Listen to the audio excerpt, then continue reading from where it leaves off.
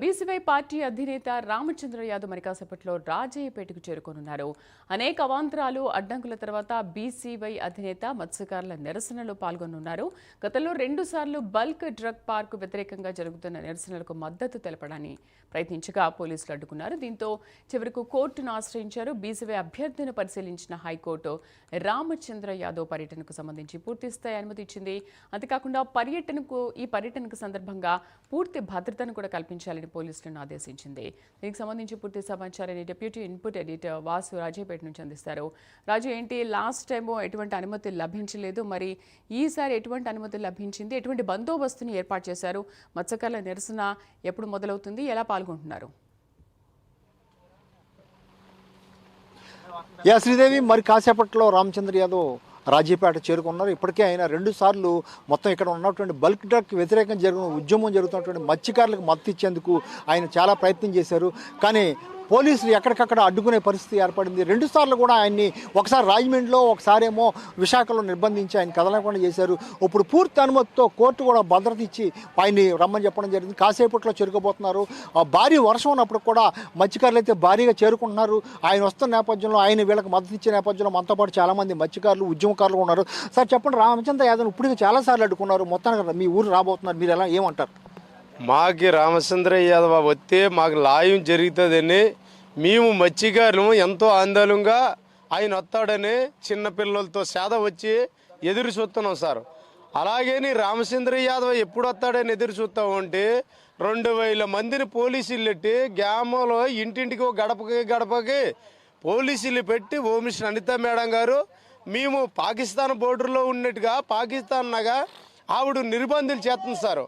మేము చేసిన పాపమేటి ఆయాల మేడం గారు, మేము మత్స్యకారులు బాబు మీకు అన్యాయం జరిగిపోతుంది, ఎడ్రో వల్ల మా అయ్యమ్మలో ఉంటే ఎక్కడా కూడా అన్యాయాలు జరగనేమో, మేము ప్యాటరీలు కెట్టనేమో, మత్స్యకారులకి ఏమి సీమ వాళ్ళనేమో, ఈ ఎడ్రో వల్లే కిడ్నీలు పాపలం అన్నారే, గుండు పాపలం అంటున్నారే, పిల్లలకి ఆడవాళ్ళకి గర్భసంచులు పాడైపోతున్నాయి, అలాగని భారీ క్యాన్సర్ వచ్చేస్తుంది అమ్మా. అన్నీ మేడం గారు నోరుతో మాకు ఇప్పి చెప్పారండి. అన్ని బాధలు కూడా ఆవిడకి తెలుసు. ఇవాళ కావాలని మా మత్స్యకారులు పొట్ట కూడా ఆవిడ కొట్టిస్తుంది సార్. నేను అదే మేడం వెనకాల నెల సొరబడి తిరిగి గడపకి ఓటేయండి అమ్మా, మన ఊరు ఆడపిల్ల, మన ఇంటి ఆడపిల్ల, హోమ్ మినిస్టర్ మన అనితా మేడం గారు అని మేము తిరిగి గెలిపించుకున్నందుకు మత్స్యకారుల గుండెల మీద ఒక్కొక్క 10 కేజీల రాయి గుండె మీద ఎట్టినట్టు ఆవిడ చేసింది సార్. దాని వల్ల మేము అయిపోకి ఎక్కడం వచ్చింది, కొన్ని నిర్బాధలు పడడం వచ్చింది. అందుకనే ఇప్పటికన్నా హోమ్ మినిస్టర్ అనితా మేడం గారు మనసు మార్చుకోయి ఈ మత్స్యకారులకి బాలకృష్ణ కంపెనీ కట్టనీనని భరోసా ఇచ్చిన రోజే మేము వెనక్కి తగ్గుతాం. ఇలాంటి 10,000 తుఫాన్లు వచ్చినా మత్స్యకారుల ఆరాటం రోడ్డు కాదు, ఎక్కడికైనా ఢిల్లీ వరకైనా వెళ్ళి మా హక్కులు మేము సాధించుకోయి మేము మా ఊరిని మేము కాపాడుకుంటామని ఎంతో భరోసా మీకు ఇస్తానే ఉన్నాం. మేడం గారు, ఇప్పటికైనా మీ వెనకాల ఎండనగా కొండనకుండా తిరిగి గెలిపించుకున్నాం కాబట్టి మీరు వైఖరి మార్చుకోయి మంచితనంగా మత్స్యకారికి మనకు వచ్చి మీకు నేను న్యాయం చేస్తున్నాను బాబు. ఇలా బలకంట కంపెనీలు మా మేనేజ్మెంట్తో లారా చంద్రబాబు మాట్లాడుకోయి, నారా లోకేష్తో మాట్లాడుకోయి వెనక్కి తిరిగి తీసుకుంటామని మరి చెప్పుతూనే ఉన్నాం. ఇప్పటికీ కూడా మేడం గారు చేయవలసింది ఏంటంటే, బాబు మీకు నారా లోకేష్తో మాట్లాడతాం, నారా చంద్రబాబుతో మాట్లాడతాం, బలకంట కంపెనీ వెనక్కి తీసుకుంటున్నానని మా హోమ్ మినిస్టర్ మేడం గారు మాకు మాట ఇచ్చిన రోజే మేము మత్స్యకారులు ఆందోళన చేయడం మాంతాం. యాదవ్ రామచంద్ర వచ్చినప్పుడు 3 సార్లు వెనక్కి తీసుకెళ్ళింది. గడపకి పోలీసులు పెడుతుంది. మేమేమన్నా దోసుకొచ్చామా సార్? నాపోతే ఎవరిదాన్ని అమ్మ మేడం గారు మాకు 10,000 అమ్మ గడకట్టిన అడిగామా సార్? మీ ఓటేసి గెలిపించుకున్నందుకు మా తప్ప. మరి కాసేపట్లో రామచంద్ర యాదవ్ కూడా చేరుకుంటున్నారు. మీ డిమాండ్ల మేరకు ఆయన కూడా మీకు మద్దతు ఇవ్వబోతాం. ఇంకా చాలామంది మత్స్యకారులు ఉన్నారు.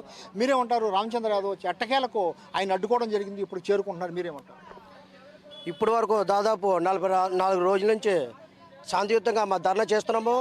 గతంలో జరిగినటువంటి రామచంద్ర యాదవ్ గారిని 2 సార్లు అడ్డుకోవడం జరిగింది. ప్రజలు చాలా అన్యాయం పడుతున్నారు కావున మా ప్రజల గురించి ఎంతో దూరం నుంచి ఢిల్లీ నుంచి కూడా వస్తానని చెప్పినా కూడా ఆపి చేయడం జరిగింది. రాజీపేట అనేది సార్ కూడా గొప్ప అభిమానం చూపించారు. ఇప్పట్లో ఆపినటువంటి పోలీసులు కూడా సార్ని చాలా ఇబ్బంది పెట్టడం జరిగిందండి. మా మత్స్యకారుల కోసం మొన్న ఇచ్చినటువంటి తీర్పు ఈరోజు వస్తున్నారు. కావున ప్రతి ఒక్కరు కూడా ఈ యొక్క రామచంద్ర అంటే మంచి పేరు ఒకటి ఉండేదండి.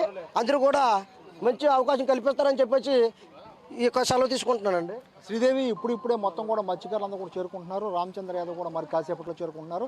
తుఫాన్ కారణంగా భారీ వర్షం, పక్కనే సముద్రం మనం చూడొచ్చు. మొత్తం కూడా టెంట్లన్నీ కూడా వర్షం మొత్తంతో నిండిపోయినప్పుడు కూడా ఎక్కడికక్కడ కూడా ఎక్కడ తగ్గే పరిస్థితి కనిపించట్లేదు. వీళ్ళందరూ కూడా ఇప్పటికే మొత్తం గ్రామం వ్యాప్తంగా కూడా చేరుకుంటున్నారు.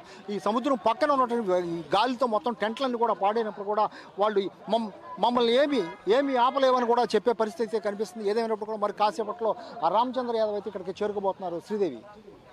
Right Vasu, thank you. So అది బల్క్ డ్రగ్స్ పార్క్ వ్యతిరేకంగా మత్స్యకారులు నిరసన తెలుపుతున్న నేపథ్యంలో దానికి బీసీవై పార్టీ అధినేత రామచంద్రరావు మద్దతు తెలుపుతున్నారు. అంతకుముందు 2 సార్లు పోలీసులు దీనికి అనుమతి నిరాకరించారు. బట్ ఈసారి మాత్రం హైకోర్టు అనుమతితో ఈ నిరసనకు ఆయన మద్దతు తెలపడానికి అనుమతి ఇచ్చారు. ఇప్పుడు బరికాసపల్లిలో రామచంద్రరావు అక్కడికి చేరుకోనున్నారు. ఇవి